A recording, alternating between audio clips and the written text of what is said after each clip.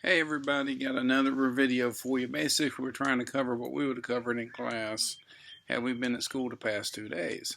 Now, somebody asked me the question, will any of this be on the test? Of course some of this will be on the test, or I wouldn't be doing this.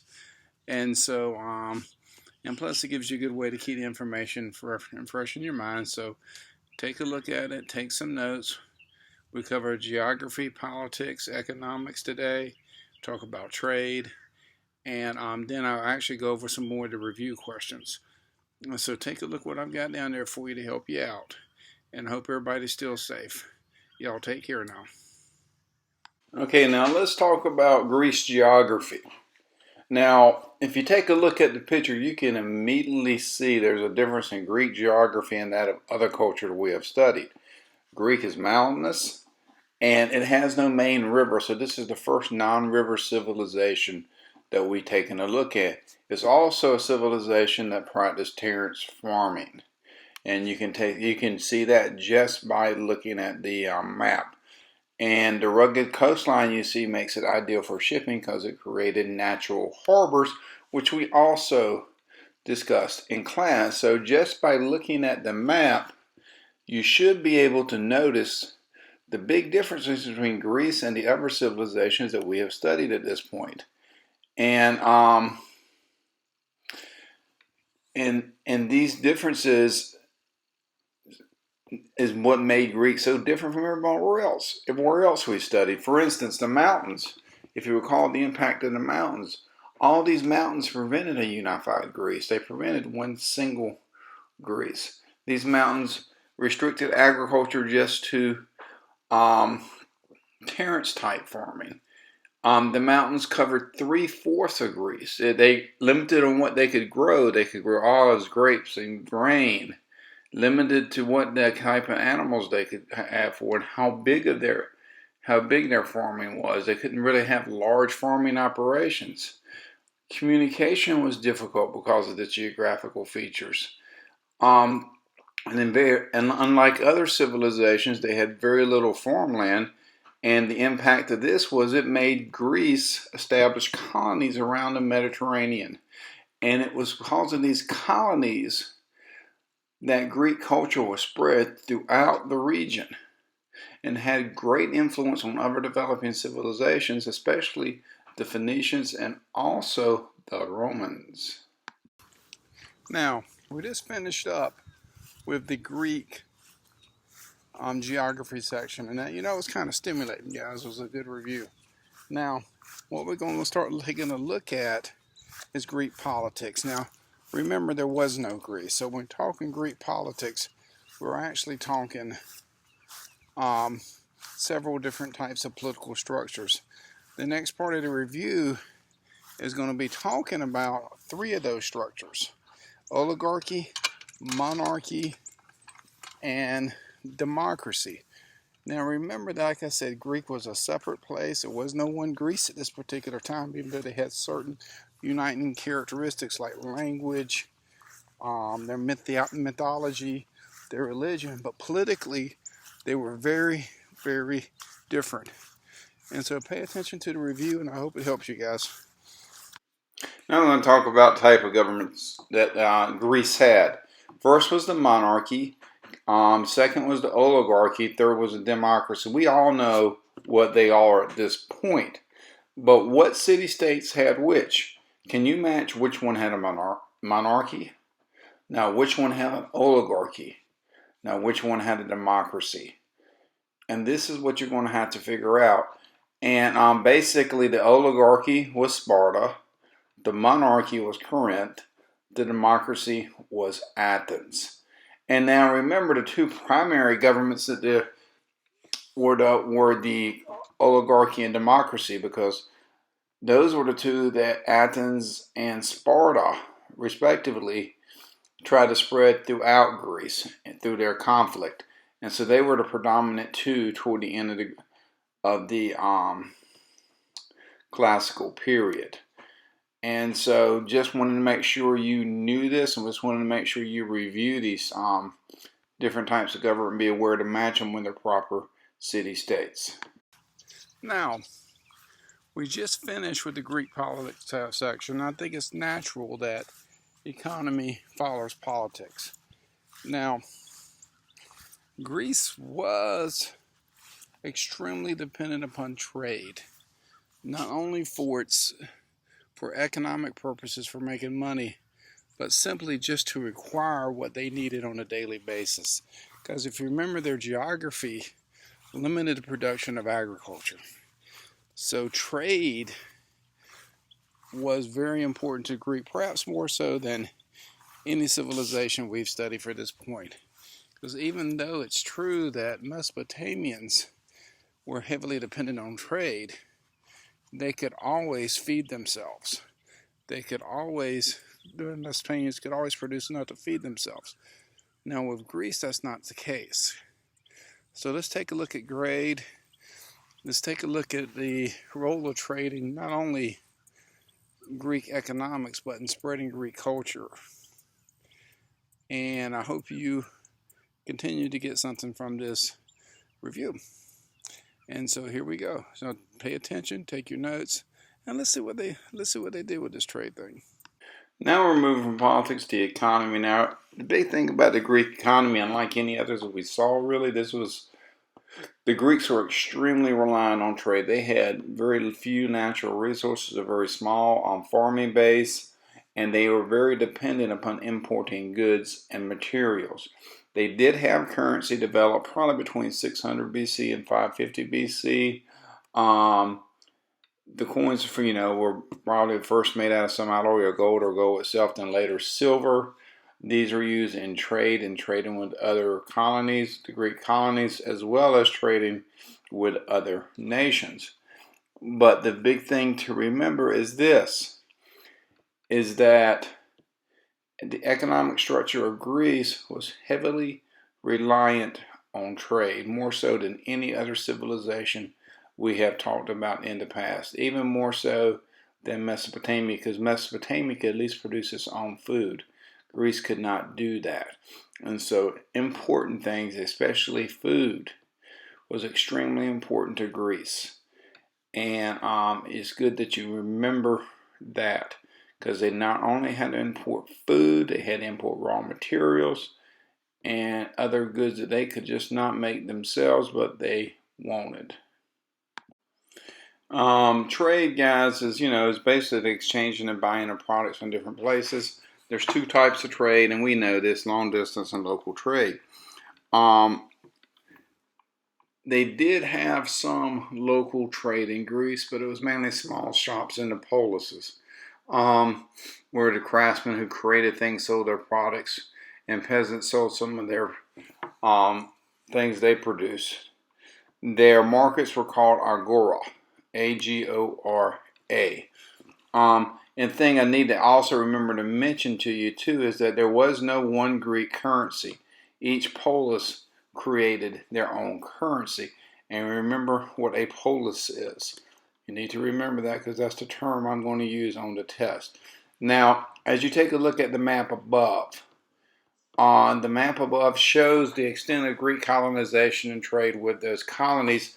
And you can see how trade and the establishment of so many colonies by Greek helped to influence the Mediterranean area. And remember, these Greek colonies were made specifically to trade with, for Greece to bring food products in. And I like this map because it shows you how far Greek influence spread. And it shows you the extent of trade, of their overseas trade, and their extent of their imports and exports, because you can see they're stretching from just about Spain all the way to the upper part of Turkey. I don't know about you guys, but I found that lecture on Greek trade intellectually stimulating and exciting, and I'm sure you all found the same thing. What's coming up next is basically a comparison of the U.S. and the U.S. and the Athenian democracy, and it's the chart. I would like for you to take a listen to the lecture, and then pause it toward the end of the lecture. Just take a look at the chart, because the chart does a good job of explaining the very vast differences in our democracy and the Athenian democracy. I mean, they have some similarities. For instance, both required their citizens to be 18 years old prior to participating in as a citizen in democracy, prior to being a citizen and prior to being voting rights. So that's one similarity. They both had to be 18 to be citizens and to vote, or at least to vote. But citizenship was different in both. In the U.S., you just have to turn 18 and you can vote. And you're a citizen by various number of means. But in Athens, you had to be 18 to vote, but you also had to be an Athenian citizen, which means you had to be born of a mommy and daddy Athenian. And there's other major differences like that I just wanted you to be aware of. So just take a look at the overall chart I got, listen to the lecture a little bit, and see how much it helps you. And I'll see you at the end. And finally, I like this little comparison of the U.S. and Athenian democracy. I'm not going to go over word for word. I'll give you some time to take notes from it, but it does tell you how different our two democracies are. For instance, when our executive meets, we have a single elected official, and whereas their executive branch consisted of 500 different people. And so I think it's interesting to see the differences in two democracies, and I think this chart helps you to see that. And I'll give you some time to take a look at it and take notes from it. Now, we're at the part of a review section where we take a look at a few of the questions that you've been assigned for your review. And I want to make sure you understand these. Take a look at them. If you have any questions, you can shoot me an email. And I cover a few more of the direct questions that you see in the review I posted under the modules. And so what I want you to do is take a look at these. I've answered a few, giving you some hints for some answers for a few, and just see, if you can get through them. And if you have any questions, just shoot me an email. Good luck, guys. All right, let's go over a few of the review questions. We've already talked about the first group. How did they adapt to agricultural practice in the mountains of terrain? They used basically terrace farming. And we went over this in the first part of the video. Why was Greece ideally suited to be a naval power, just like we talked about in the first part of the video? It was ideally suited because it had this rugged coastline, and also it was a peninsula which juts out into the Mediterranean Sea. And I've already answered the last one. How can having a rugged coastline help trade? It creates natural harbors. Now, let's talk a little bit about their architecture. Now, what type of three columns were used by Greece? You had the Corinth column, the Doric column, and the Ionic column. And just remember that. And if you take a look at how Greek architecture differed from other civilizations we examined, they were a lot more reliant on the column. And who were Socrates, Plato, and Aristotle? Guys, they were three philosophers, but basically how are they connected to each other is more than I'm interested in. Socrates educated Plato, Plato educated Aristotle, and Aristotle educated Alexander the Great. Now, one thing I like about Socrates is he believed there was such thing as absolute truth. Before Socrates, they didn't think there was an absolute truth. But Socrates says, yeah, there is an absolute truth. And how do you get to this absolute truth? Socrates said by continually questioning people, by continually asking questions, you can get to the final absolute truth of a matter. And I sort of like that approach, and I like reading some of the stuff, even though it's kind of deep. But what you need to know is, they're all related to each other because they educated each other. And the big thing is that all three, Socrates, Plato, and Aristotle, and the big thing is that Aristotle educated Alexander the Great. Alexander the Great went on to conquer the then known world. And speaking of Alexander the Great, basically, how did Alexander the Great impact Greek culture? Well, Alexander the Great contributed to cultural diffusion greatly. He spread cultural diffusion throughout the region. Spread Greek culture throughout the region. He also introduced Greeks to different lifestyles and different cultures themselves, which, you remember, the Greeks didn't react too well to this cultural diffusion. They did not react well to Alexander dressing in local styles of dress. If you remember, his Greek troops refused to help conquered people because they did not want to be associated with them. So, because they considered everybody who was non-Greek barbaric. And so they did not, his Greek people themselves really wasn't that receptive to the cultural diffusion that Alexander was creating. Because remember, cultural diffusion goes both ways. Because Alexander brought Greek culture to the world, but some of that flowed back to Greece and had an impact in Greece. Why did the Ptolemaic kingdom in Egypt last so long? Hey, that's pretty simple, guys. Remember Egypt, Pharaoh system. They were conquered by the Greeks. The Greeks sort of asserted themselves into that Pharaoh system, and that's why it made it so stable. And it was also one of the wealthiest of the three Hellenistic kingdoms. Because remember, there were three Hellenistic kingdoms. You had the Antigonid, the Suklid, and this Ptolemaic. And the Suklid, if you remember, was probably the richest, but was so big, it was highly unstable. Antigonid, if I said that correctly, was the one that the kingdom around the original Greeks, and they were not that wealthy, but they were one of the three Ptolemaic kingdoms and one of the three Hellenistic kingdoms. But the most stable of the three Hellenistic kingdoms was the Ptolemaic kingdom of Egypt. All right, and finally, the Athenian social structure. We talked about this yesterday, and basically, just recall the lecture from yesterday, the video I put out. How does a person who become an Athenian citizen? You have to have an Athenian mommy and an Athenian daddy.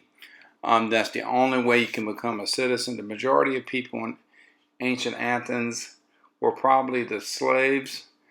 And how did the social structure impact the political structure? The social structure was the political structure. Basically, the only ones with any rights at all were the people on top, the actual citizens, the polites, and they're the only ones with any sort of political power. So therefore, the social structure and the political structure was intertwined, because below them there was no political power whatsoever. Well, this is the end of the video, guys, and I hope you got something out of it. Now, it is important that you continue. Ooh, that's the wrong way to turn this on. There you go. It is important that you continue to review the videos, as you continue to review your materials, because that way you're ready for it when you get back in class. And that's the thing. That's the purpose of these, to help keep you updated. And plus, I've got a whole YouTube channel with most of these things included. And so just make sure that you are doing what you need to do to keep up. And I hope everybody came through the storm all right. And and so I won't be opening a new module until October next week, sometime probably October 19th or 20th. So just focus on getting ready to Greek. Focus on getting your NHD done. If you have a link, submit me the link. Maybe I can take a look at it. Okay, guys? All right. Now, y'all take care. Have a great day. Bye-bye.